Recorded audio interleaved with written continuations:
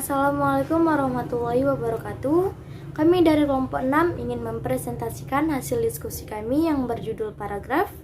Sebelum itu izinkan saya untuk memperkenalkan diri saya dan kedua rekan saya.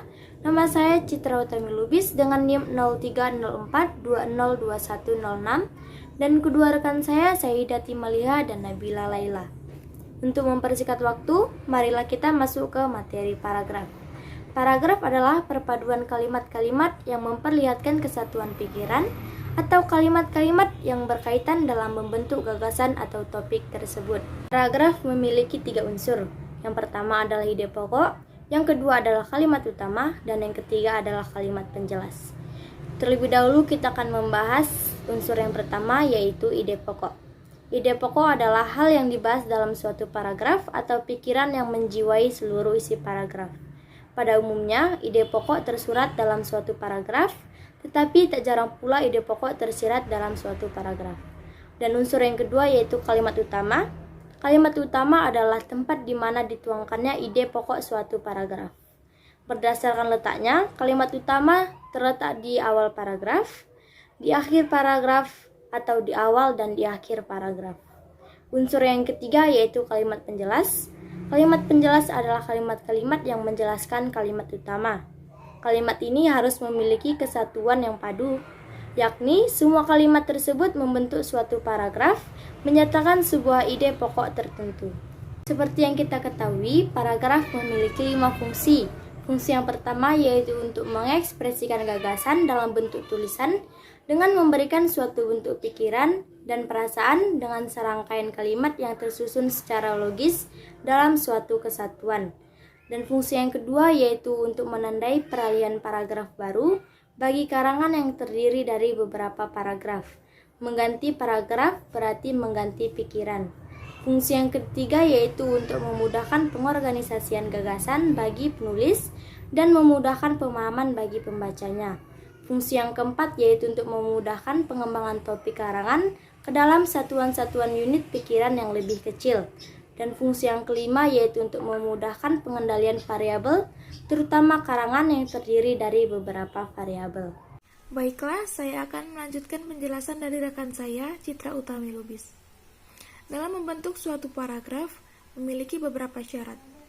Yang pertama adalah kesatuan atau kohesi. Sebuah paragraf dikatakan memiliki kesatuan apabila hanya membicarakan satu pokok pikiran atau satu masalah. Yang selanjutnya adalah kepaduan atau koherensi. Kepaduan adalah dengan mengaitkan hubungan antar kalimat. Hubungan antar kalimat harus saling berkaitan. Tidak ada satu kalimat pun yang hubungannya tidak logis. Yang ketiga adalah kelengkapan.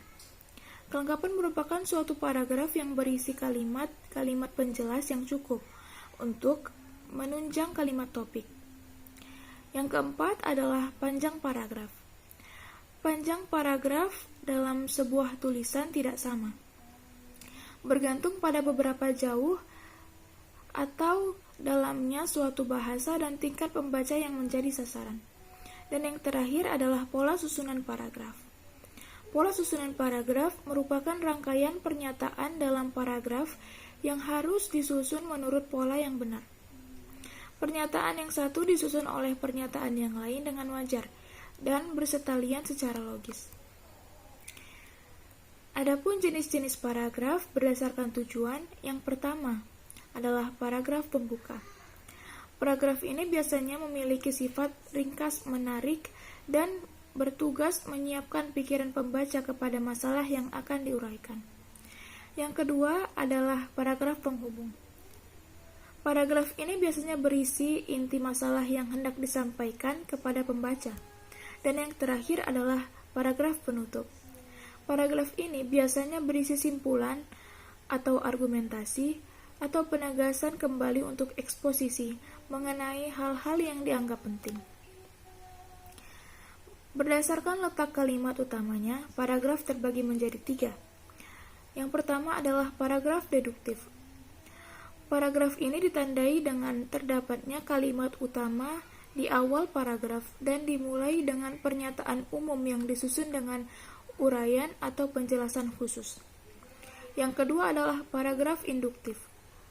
Paragraf ini ditandai dengan terdapatnya kalimat utama di akhir paragraf dan diawali dengan uraian atau penjelasan bersifat khusus dan diakhiri dengan pernyataan umum. Dan yang terakhir adalah paragraf campuran. Paragraf ini ditandai dengan terdapatnya kalimat utama di awal dan di akhir paragraf. Kalimat utama yang terletak di akhir merupakan kalimat yang bersifat penegasan kembali. Nama saya Nabila Laila, saya akan melanjutkan materi presentasi dari Saidati Maliha. Berdasarkan isi, paragraf proses ditandai dengan tidak terdapatnya kalimat utama dan pikiran utamanya tersirat dalam kalimat-kalimat penjelas yang memaparkan urutan suatu kejadian atau proses meliputi waktu, ruang, klimaks, dan antiklimaks. Paragraf deskripsi ditandai dengan kalimat utama yang tidak tercantum secara nyata dan tema paragraf tersirat dalam keseluruhan paragraf. Paragraf efektif, paragraf yang memenuhi ciri paragraf yang baik.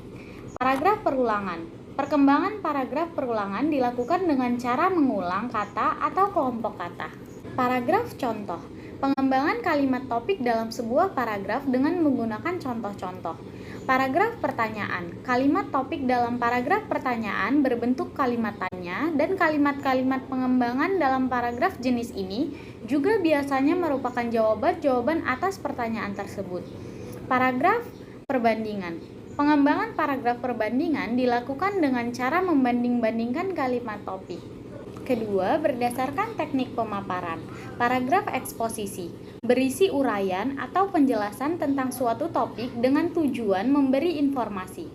Paragraf argumentasi bertujuan membuktikan kebenaran suatu pendapat atau kesimpulan dengan data atau fakta, konsep sebagai alasan atau bukti.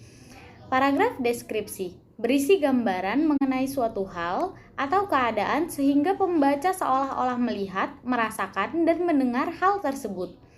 Paragraf persuasi, karangan ini bertujuan mempengaruhi emosi pembaca agar pembaca melakukan sesuatu hal. Paragraf narasi, karangan ini berisi rangkaian peristiwa yang susul menyusul sehingga membentuk alur cerita. Karangan jenis ini sebagian besar berdasarkan karangan. Paragraf sebab akibat. Kalimat topik paragraf sebab akibat merupakan sebab atau akibat peristiwa-peristiwa atau sifat objek yang dipaparkan dalam kalimat pengembang. Demikianlah hasil presentasi kelompok kami. Lebih dan kurangnya kami mohon maaf. Jika ada yang ingin bertanya, silakan bertanya di Google Classroom. Wassalamualaikum warahmatullahi wabarakatuh.